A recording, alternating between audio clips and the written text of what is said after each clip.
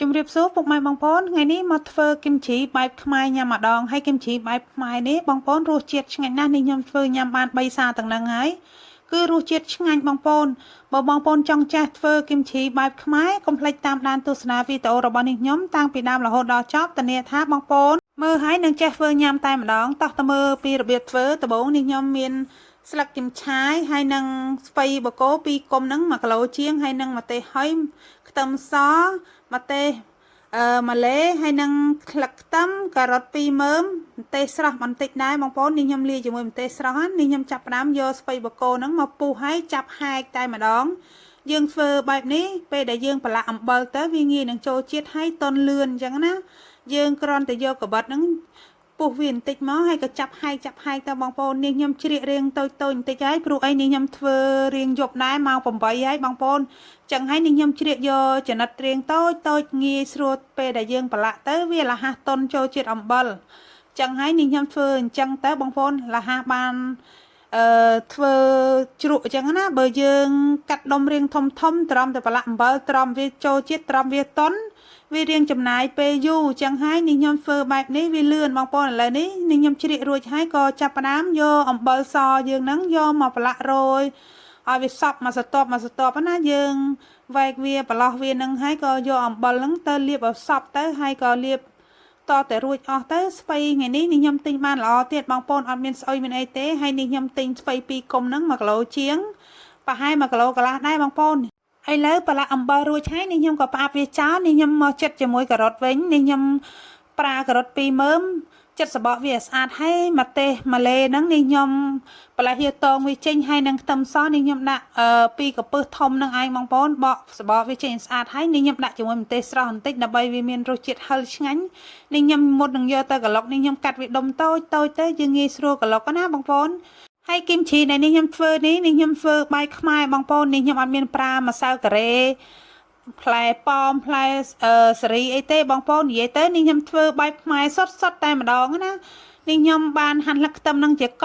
ង់រួចអស់ហើយនេះខ្ញុំក៏ចាប់ផ្ដើមមកឈូសជាមួយការ៉ុតហើយនេះខ្ញុំយកការ៉ុតនឹងទៅលាយជាមួយ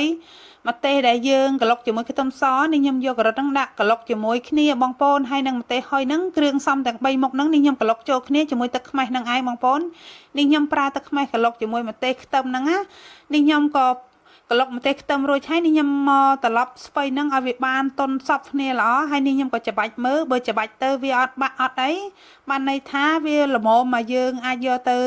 ប្រឡាក់ជាមួយម្ទេសនឹងបានហើយឥឡូវនេះខ្ញុំក៏លាងសម្អាត3ទឹក4ទឹកអីចឹងទៅលាងតស្អាតអស់ជាតិប្រៃណាបងប្អូនលាងអស់ជាតិប្រៃហើយយើងពូតវាបន្តិចទៅ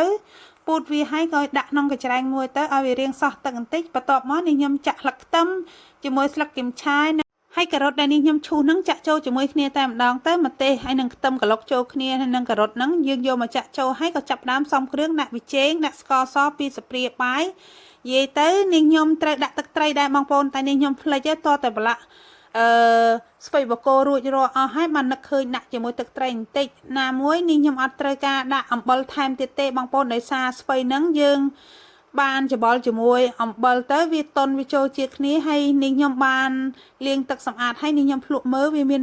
រសជាតិប្រៃដែរអញ្ចឹងហើយនេះខ្ញុំអត់ត្រូវការដាក់អំបិលក្រៅអីទៀតទេឥឡូវនេះខ្ញុំក៏ច្បល់គ្រឿងនឹងឲ្យសព្វចូលគ្នាហើយក៏យកស្ពៃបកគោហ្នឹងមកប្រឡាក់ចូលជាមួយគ្រឿងក្រៅហ្នឹងណាបងប្អូនគីមជីបែបខ្មែរនេះខ្ញុំច្នៃប្រឌិតដោយខ្លួនឯងបងប្អូននេះខ្ញុំអត់មានមើល YouTube ឬក៏មើលអ្នកណាទេគឺខ្ញុំ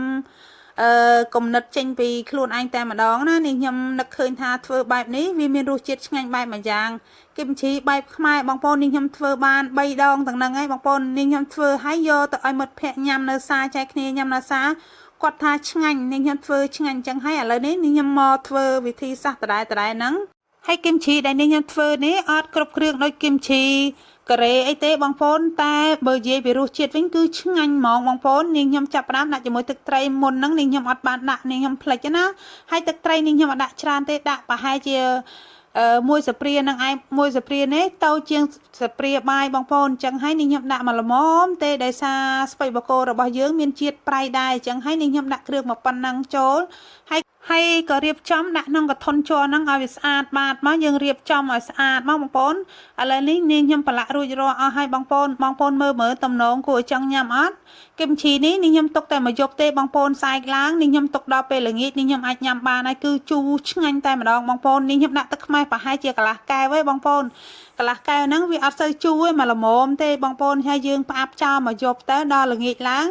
ឆ្លងឆ្នាំនាងខ្ញុំក៏រៀបចំញ៉ាំជាមួយបងប្អូនមានសាច់អាំងសាច់អីចឹងណារៀបចំញ៉ាំពេលល្ងាចជុំគ្នាហ្នឹងហើយវីដេអូរបស់នាងខ្ញុំក៏បានមកដល់ទីបញ្ចប់នាងខ្ញុំក៏សូមអរគុណ